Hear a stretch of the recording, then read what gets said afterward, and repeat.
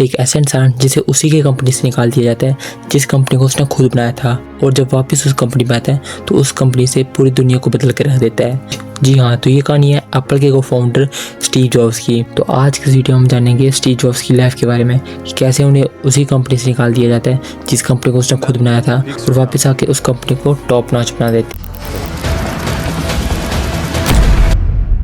हैं। 24 फरवरी 1955 USA California के San Francisco नामक सिटी के एक हॉस्पिटल में जन्म होता है स्टीव जॉब्स का। पैदा होने के बाद उनका नाम अब्दुल लतीफ जंदाली रख दिया जाता है, क्योंकि उनके पिता अब्दुल फताह जॉन जंदाली सीरिया से थे, जो कि एक मुस्लिम थे। उनकी मां जॉन सिम्पसन एक जर्मन थी। स्टीव जॉब्स के फादर और मदर एक रिलेशनशिप में थे, लेकिन शादी होने से पहले ही स्टीव जॉब्स की मां प्रेग्नेंट हो गई थी, जिसकी वजह से उनके पेरेंट्स ये अनवांटेड बच्चा नहीं चाहते थे। जिसके बाद स्टीव जॉब्स को एक फैमिली को अडॉप्ट करने के लिए दे देते हैं। स्टीव जॉब्स के अडॉप्टेड फादर पॉल जॉब्स एक मैकेनिक थे और उनके अडॉप्टेड मदर क्लारा जॉब्स एक अकाउंटेंट थी। जॉब्स के अडॉप्टेड पेरेंट्स एक लोअर मिडिल क्लास से थे, लेकिन स्टीव के पेरेंट्स स्टीव को काफ़ी ज़्यादा प्यार करते थे। स्टीव जॉब्स शुरू से ही पढ़ाई में काफ़ी कमज़ोर थे। उनको बचपन से ही इलेक्ट्रॉनिक्स में इंटरेस्ट था।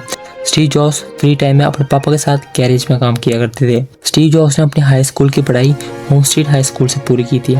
हाई स्कूल के दौरान उनकी मुलाकात होती है स्टीव वॉजनिएक से, जिनको भी कंप्यूटर और इलेक्ट्रॉनिक्स में काफ़ी ज़्यादा इंटरेस्ट था। ये वही स्टीव वॉजनिएक हैं जो आगे जाके स्टीव जॉब्स के साथ एप्पल कंपनी स्टार्ट करते हैं। 1972 में जॉब्स रीड कॉलेज पोर्टलैंड ऑरिगोन में एडमिशन लेते हैं, लेकिन पहले सेमेस्टर पढ़ने के बाद ही कॉलेज से ड्रॉप आउट ले लेते हैं बिना अपने पेरेंट्स को बताए। कॉलेज छोड़ने के बाद भी कभी कभी वो कैलीग्राफी की क्लासेस में जाया करते थे, और बाद में यही स्किल उनके एप्पल कंपनी में काफ़ी ज़्यादा काम आई थी। कॉलेज के टाइम स्टीव जॉब्स दोस्तों के कमरे के फ्लोर पे सोया करते थे।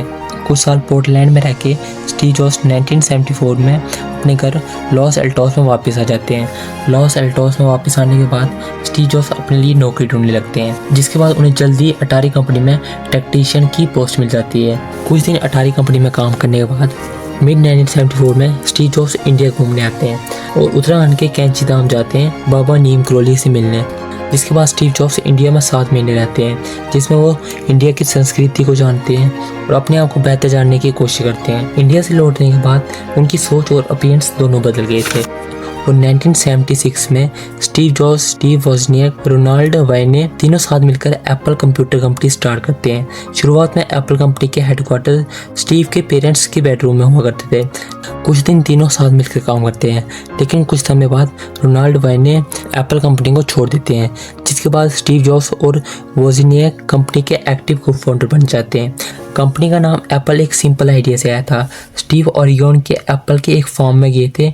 वॉजनिएक को एप्पल और केयर के बारे में बताते हैं। काफ़ी यूनिक और सिंपल लगा। कंपनी का एप्पल नाम फाइनल कर देते हैं, और कुछ दिन बाद दोनों मिलकर एप्पल वन कंप्यूटर को लॉन्च करते हैं।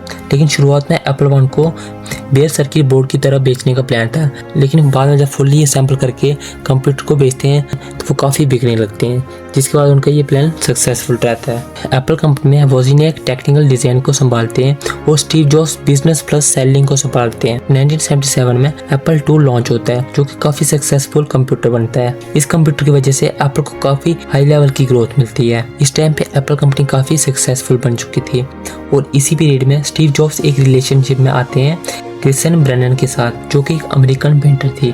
कुछ समय साथ रहने के बाद दोनों के रिश्ते बिगड़ने लगते हैं। दोनों ही इस रिश्ते को एंड करना चाहते थे, लेकिन अक्टूबर 1977 में ब्रेनन को पता चलता है कि वो प्रेग्नेंट है और वो स्टीव जॉब्स के बच्चे की मां बनने वाली है। लेकिन उन्होंने स्टीव जॉब्स को ये बात बताने में कुछ दिन लगा दिए, लेकिन पता चलने पे स्टीव जॉब्स पिता होने से इनकार कर देते हैं, और फाइनली 17 मई 1978 को लिसा ब्रेनन जॉब्स का जन्म होता है, और इसी के नाम पे बाद में एप्पल लिसा कंप्यूटर का नाम रखा जाता है। बाद में जब डीएनए टेस्ट होता है तो स्टीव जॉब्स ही लिसा के पिता निकलते हैं। बाद में फिर स्टीव जॉब्स लिसा को काफी फाइनेंशियल सपोर्ट करते हैं और अपने पिता होने का फर्ज निभाते हैं। स्टीव जॉब्स 23 साल की उम्र में पिता बन जाते हैं, और तो 23 साल की उम्र में ही स्टीव जॉब्स 1 मिलियन से ज्यादा के मालिक बन जाते हैं, और 25 साल की उम्र में उनकी नेटवर्थ 250 मिलियन से भी ऊपर पहुंच जाती है। भले स्टीव जॉब्स ज्यादा जल्दी सक्सेसफुल बन गए हो, लेकिन कंपनी के अंदर कुछ लोग थे जो कि स्टीव जॉब्स से बिल्कुल भी खुश नहीं थे, और जब 1981 में स्टीव जॉब्स ने मैकिंटॉश प्रोजेक्ट को कंट्रोल में लेते हैं, ये प्रोजेक्ट उस वक्त का सबसे एडवांस कंप्यूटर था, पर प्रॉब्लम तब शुरू होती है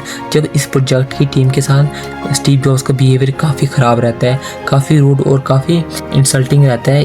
इस वजह से कंपनी के अंदर टेंशन बढ़ रही थी और 3 साल बाद 1984 में जब ये कंप्यूटर लॉन्च होता है, काफ़ी फेमस होता है, लेकिन उसमें एक प्रॉब्लम थी, कंप्यूटर का हार्डवेयर काफ़ी स्लो था और सॉफ्टवेयर भी लिमिटेड था। इस वजह से जितने सेल्स एक्सपेक्टेड किए थे उतने सेल्स होते नहीं है और ये एप्पल कंपनी के लिए काफ़ी डिसअपॉइंटेड था। और इस टाइम एप्पल के सीईओ थे जॉन स्क्यूली, जिन्हें स्टीव जॉब्स ने पेप्सी कंपनी से एप्पल कंपनी में लाए थे सीईओ की पोस्ट के लिए। शुरुआत में तो दोनों की काफ़ी बनती थी, लेकिन कुछ समय बाद स्टीव जॉब्स और स्कूली के नजरिए अलग हो जाते हैं। स्कूली को लगता था कि स्टीव जॉब्स कंपनी को गलत डायरेक्शन में ले रहे हैं और स्टीव जॉब्स को लगता था स्कूली कंपनी की नई इनोवेशन को रोक रहे हैं। और 1985 में ये लड़ाई और भी बढ़ जाती है जब जॉन स्कूली स्टीव जॉब्स को मैकिन्टॉश डिवीजन से हटा देते हैं, जिसके बाद स्टीव जॉब्स बोर्ड के अगेंस्ट पावर ग्रैब करने की कोशिश करते हैं, लेकिन वो इसमें फेल रहते हैं, जिसके बाद सितंबर 1985 में स्टीव जॉब्स एप्पल कंपनी को छोड़ देते हैं। ये चीज स्टीव जॉब्स के लिए काफी दुख भरी थी, क्योंकि उनको उन्हीं की कंपनी से निकाल दिया था जिस कंपनी को उन्होंने बनाया था। एप्पल के निकलने के बाद Steve jobs new company start करते हैं नेक्स्ट नाम की, जो कि एडवांस कंप्यूटर्स बनाती थी, लेकिन इस कंपनी की कमर्शियल सक्सेस काफी कम रहती है और ये कंपनी एक फेल कंपनी बन के रह जाती है। नेक्स्ट कंपनी फेल जरूर रही, लेकिन इस वजह से टेक्नोलॉजी सॉफ्टवेयर डिजाइन के समझने का काफी अच्छा मौका मिलता है। 1986 में स्टीव जॉब्स ने पिक्सर कंपनी को एक्वायर करते हैं, जो कि पहले से एक स्मॉल ग्राफिक कंपनी थी और काफ़ी स्ट्रगल कर रही थी, लेकिन स्टीव के आने के बाद ये कंपनी काफ़ी सक्सेसफुल रही, लेकिन बाद में एनिमेशन और स्टोरी टेलिंग में एक न्यू स्टैंडर्ड सेट करती है। 1977 तक एप्पल कंपनी खुद काफ़ी ज़्यादा वीक हो चुकी थी। कुछ दिन बाद जिसके बाद एप्पल कंपनी नेक्स्ट कंपनी को एक्वायर करती है। इसी डील के थ्रू स्टीव जॉब्स वापस एप्पल कंपनी में आ जाते हैं। कंपनी को डूबने से बचाने की पूरी जिम्मेदारी स्टीव जॉब्स पे आ जाती है। कंपनी में वापस आने के बाद स्टीव जॉब्स iMac लॉन्च करते हैं, जो कि काफ़ी सक्सेसफुल बनता है, जिसकी वजह से कंपनी थोड़ी बहुत ही स्टेबल हो जाती है। उसके बाद 2001 में iPods लॉन्च करती है, जो कि इलेक्ट्रिक कंपनी में एक लीडर बन जाती है। 2003 में स्टीव जॉब्स को पैनक्रियाटिक न्यूरोनिक कैंसर हो जाता है और 2004 में स्टीव जॉब्स सर्जरी कराते हैं, लेकिन सर्जरी कराने के बाद ही स्टीव जॉब्स की हालत काफ़ी ख़राब रहने लगती है और 3 साल बाद यानी कि 2007 में एप्पल अपना फर्स्ट आईफोन लॉन्च करता है, जो कि एप्पल कंपनी के लिए एक टर्निंग पॉइंट था। एप्पल का फर्स्ट आईफोन फोन इंडस्ट्री में एक तूफान ला के रख लेता है, क्योंकि आईफोन 2007 के टाइम पे फर्स्ट और सबसे एडवांस फोन था और 2007 में एप्पल अपना फर्स्ट आईपैड भी लॉन्च करता है।